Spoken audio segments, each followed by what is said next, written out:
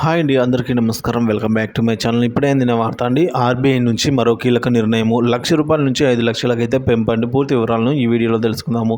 వీడియోని ఎక్కడ కానీ స్కిప్ చేయకుండా చివరి దాకా చూడనప్పుడు పూర్తి ఇన్ఫర్మేషన్ అర్థమవుతుంది. అలాగే వీడియోకి ఒక లైక్ చేయండి ఫ్రెండ్స్. వీడియోలోకి అయితే వెళ్ళిపోదాము.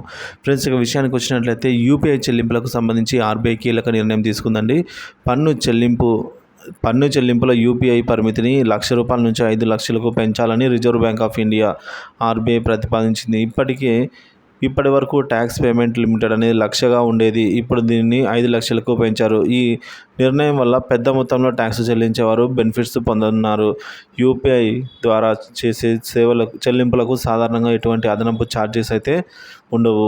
కానీ డెబిట్ లేదా క్రెడిట్ కార్డ్ ద్వారా పన్ను చెల్లింపు చేసినప్పుడు ఛార్జీలు ఉంటాయి. అందుకే ఎక్కువ మంది యూపీఐ యాప్లని వాడతారు. గతంలో కూడా కొన్ని ప్రత్యేకమైన చెల్లింపులకు ఆర్బీఐ పరిమితిని పెంచింది.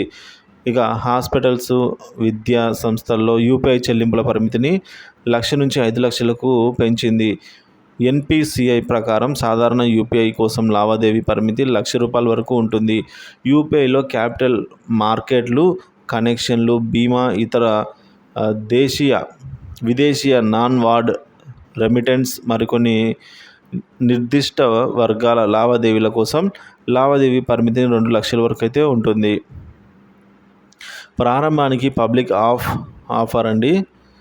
So UPI retail direct scheme ప్రతి లావాదేవీకి 5,00,000 వరకు అయితే పరిమితి ఉంటుంది. డిసెంబర్ 2021లో ఈ విధంగా రిటైల్డ్ డైరెక్ట్ స్కీమ్, అలాగే ఐపీఓ సబ్స్క్రిప్షన్ కోసం అయితే యూపీఐ చెల్లింపుల లావాదేవీ పరిమితిని 5,00,000కు పెంచారు. సాధారణ వ్యక్తులు అంటే మనం 24 గంటల్లో రూ. 1,00,000 వరకు మాత్రమే యూపీఐ చెల్లింపులు చేయవచ్చు.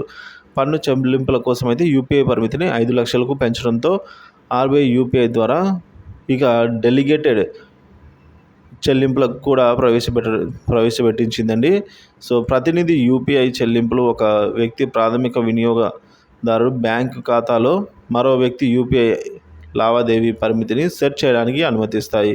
సో దీని అర్థం ఒక వ్యక్తి మరొక వ్యక్తి యూపీఐ చెల్లింపుల కోసం తన బ్యాంకు ఖాతాను కూడా యాక్సెస్ చేసుకోవచ్చు అని అయితే చెప్తున్నారు. సో మొత్తానికి ఆర్బీఐ ఏం చెప్తుందంటే పన్ను కట్టే కాడ మనకు ఇన్కమ్ ట్యాక్స్ కానీ ఏదైనా చెల్లించేటప్పుడు 5,00,000 వరకు కూడా యూపీఐ ద్వారానే పేమెంట్ చేయొచ్చు. ఎందుకంటే యూపీఐ ద్వారా చేస్తే ఎటువంటి అదనపు ఛార్జెస్ ఉండవు కాబట్టి. సో అక్కడ మనకు గతంలో వైద్య రంగంలో అయితే 1,00,000 నుంచి 5,00,000కు పెంచారండి యూపీఐ పరిమితిని. ఇప్పుడు మనకి ఇన్కమ్ ట్యాక్స్ దగ్గర కూడా ఈ మధ్య పెంచుకోవడం అయితే జరిగింది.